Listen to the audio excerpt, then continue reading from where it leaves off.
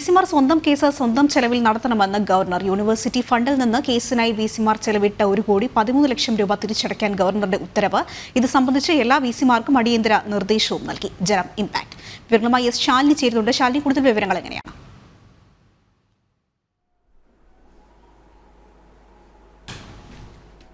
കഴിഞ്ഞ ദിവസമാണ് ഉന്നത വിദ്യാഭ്യാസ മന്ത്രി ആർ ബിന്ദു നിയമസഭയിൽ രേഖാമൂലം ഈ കണക്കുകൾ അവതരിപ്പിച്ചത്.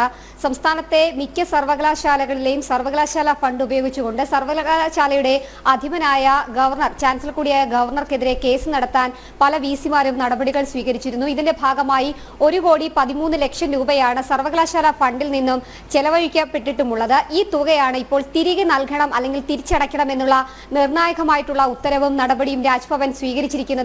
വിസിമാർക്ക് കേസ് നടത്താൻ ഇത്തരത്തിൽ സർവകലാശാല ഫണ്ട് ഉപയോഗിക്കരുത് എന്നുള്ളൊരു നിർദ്ദേശവും ഇപ്പോൾ ചാൻസലറായ ഗവർണർ നൽകിയിട്ടുമുണ്ട്. കഴിഞ്ഞ മാസം 20-ാം തീയതിയാണ് ഉന്നത വിദ്യാഭ്യാസ മന്ത്രി ആർ ബിന്ദു എൽദോസ് കുന്നപ്പള്ളിയുടെ ചോദ്യത്തിന് നിയമസഭയിൽ രേഖാമൂലം മറുപടി നൽകിയത്. ഇതിൽ കണക്കുകൾ പരിശോധിക്കുകയാണെങ്കിൽ കണ്ണൂർ സർവകലാശാല വിസി 69,25,340 രൂപയാണ് സർവകലാശാല ഫണ്ടിൽ നിന്നും ഗവർണർക്കെതിരെ കേസ് നടത്താനായി ഉപയോഗിച്ചിട്ടുള്ളത്. മറ്റ് സർവകലാശാലകളുടെ കണക്കുകൾ പരിശോധിച്ചാൽ കുഫോസ് വിസി 35,00,000-ലധികം രൂപ ചെലവഴിച്ചിട്ടുണ്ട്. KTU വിസി 1,47,515 രൂപയാണ് സർവകലാശാല ഫണ്ട് ഉപയോഗിച്ചിട്ടുള്ളത്. കാലിക്കറ്റ് വിസിയും 4,00,000-ലധികം രൂപ ചെലവഴിച്ചു.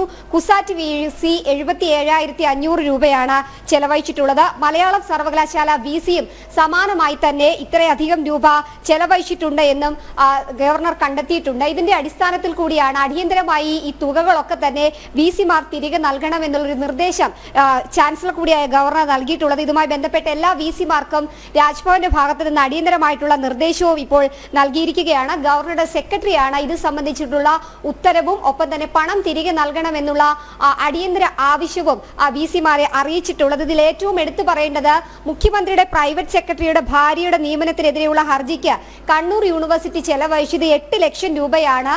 ഇത് പലതിന്റെയും കണക്കുകൾ ഇനിയും വരാനുണ്ട്. അങ്ങനെയാണെങ്കിൽ തുക ഇനിയും ഉയരാനുള്ള സാധ്യതകൾ കൂടിയുണ്ട്. അങ്ങനെ സംസ്ഥാനം കടുത്ത സാമ്പത്തിക പ്രതിസന്ധി നേരിടുമ്പോൾ ആ സാമ്പത്തിക പ്രതിസന്ധിക്കിടയിലും സർവകലാശാലകളുടെ ക്ഷേമത്തിനും ഒപ്പം തന്നെ പരീക്ഷാ നടത്തിപ്പ് ഉൾപ്പെടെയുള്ള അടിയന്തര കാര്യങ്ങൾക്കും നൽകിയിട്ടുള്ള തുകയാണ് ഇത്തരത്തിൽ വിസിമാർ ഗവർണർക്കെതിരെ, അതായത് സർവകലാശാലയുടെ ഏറ്റവും ഉന്നതിയിലിരിക്കുന്ന ചാൻസലർക്കെതിരെ തന്നെ കേസ് നടത്താനായി അനിയന്ത്രിതമായി ഉപയോഗിച്ചിട്ടുള്ളത്. ഇതിൽ വിസിമാർക്ക് എതിരെ കണ്ടെത്തിയിട്ടുള്ള ഏറ്റവും പ്രധാനപ്പെട്ട ഒരു നടപടി എന്നുള്ളത് ഈ തുക വഴിവിട്ടാണ് ചെലവഴിച്ചിട്ടുള്ളത് എന്നുള്ളതാണ്. കൃത്യമായ കണക്കുകളടക്കം സൂചിപ്പിക്കാതെയും രേഖപ്പെടുത്താതെയുമാണ് തുക ചെലവഴിച്ചിട്ടുള്ളത് എന്നുള്ളതാണ്. അതിന്റെ സാഹചര്യത്തിൽ ഇത് സംബന്ധിച്ചിട്ടുള്ള അടിയന്തരമായിട്ടുള്ള റിപ്പോർട്ടിനൊപ്പം തന്നെ തുക തിരികെ നൽകണം അല്ലെങ്കിൽ തിരികെ സർവകലാശാല അക്കൗണ്ടിലേക്ക് തന്നെ എത്തിക്കണം എന്നുള്ളൊരു ഏറ്റവും പ്രധാനപ്പെട്ട നിർദ്ദേശമാണ് എന്നുള്ളതാണ് ഏറ്റവും ശ്രദ്ധേയമായിട്ടുള്ള കാര്യം. എന്തായാലും സംസ്ഥാന സർക്കാരിനെ സംബന്ധിച്ചിടത്തോളം ഒപ്പം തന്നെ വിവിധ സർവകലാശാല വിസിയെ സംബന്ധിച്ചിടത്തോളം ഗവർണറുടെ ഉത്തരവും നടപടിയും ഏറെ നിർണായകവും ഒപ്പം തന്നെ വിസിമാർക്ക് തിരിച്ചടിയുമാണ്. ആതിര, അതുതന്നെയാണ് ശാലിനി സൂചിപ്പിച്ച പോലെ തന്നെ ഈ ചെലവിട്ട തുക വിസിമാർ ഉടനടി തിരിച്ചടയ്ക്കണമെന്ന് റിപ്പോർട്ട് ചെയ്യാൻ ഗവർണറുടെ ഉത്തരവ് വരുമ്പോൾ ശാലിനി നേരത്തെ പറഞ്ഞതുപോലെ തന്നെ ഈ സർക്കാർ ധൂർത്ത് തുടരുന്ന ഈ ഒരു സാഹചര്യത്തിൽ വലിയ രീതിയിൽ സർക്കാരിന് ഏറ്റൊരു തിരിച്ചടി തന്നെയാണ് ഈ ഒരു ഘട്ടത്തിൽ.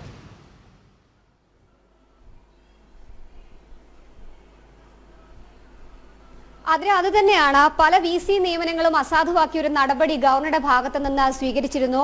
ചില ഇഷ്ടക്കാരെ വിസിമാരായി നിയമിക്കുക, ഒപ്പം തന്നെ വഴിവിട്ട നിയമനങ്ങൾ സർവകലാശാലകൾ കേന്ദ്രീകരിച്ച് നടക്കുന്നു എന്നതടക്കമുള്ള കാര്യങ്ങൾ വിസിയുടെ മുൻപിൽ ശ്രദ്ധയിൽപ്പെട്ടിട്ടുണ്ട്. ഇതിന്റെ അടിസ്ഥാനത്തിലാണ് പല വിസി നിയമനങ്ങളും അദ്ദേഹം റദ്ദ് ചെയ്യുന്ന നടപടിയിലേക്കൊക്കെ എത്തിയത്. ഇതുമായി ബന്ധപ്പെട്ട കേസുകൾ അടക്കം മുന്നോട്ട് കൊണ്ടുപോകാനാണ് പല സർവകലാശാലകളുടെയും വിസിമാർ, അപ്പോൾ താൽക്കാലികമായിട്ടും ഒക്കെ ഉണ്ടായിരുന്ന പല വിസിമാരും ഇത്തരത്തിലുള്ള ഇടപെടലുകൾ നടത്തിയത്. ഒപ്പം തന്നെ ചില CPM ഇഷ്ടക്കാരെ തിരികെ കയറ്റാനുള്ള നടപടിയുടെ ഭാഗമായിട്ടും ചില ഇടപെടലുകൾ നടത്തിയിട്ടുണ്ട്. ഇതിൽ വിസിമാർക്കെതിരായിട്ടുള്ള ഈ ഒരു ഉത്തരവിൽ ഗവർണർ ചൂണ്ടിക്കാട്ടുന്ന ഏറ്റവും പ്രധാനപ്പെട്ട ഒരു കാര്യം എന്നുള്ളത് ധനദുർവിനിയോഗം എന്നുള്ളതാണ്. സംസ്ഥാനത്ത് എല്ലാ സർവകലാശാലകൾക്കുമായി നൽകുന്ന ഫണ്ടിൽ നിന്നും ഇത്തരത്തിൽ കോടികൾ വകമാറ്റുന്നു എന്നുള്ള രേഖാമൂലമുള്ള പരാതി സേവ് യൂണിവേഴ്സിറ്റി ക്യാമ്പയിൻ കമ്മിറ്റി അടക്കം ഗവർണറെ ശ്രദ്ധയിൽപ്പെടുത്തിയിരുന്നു.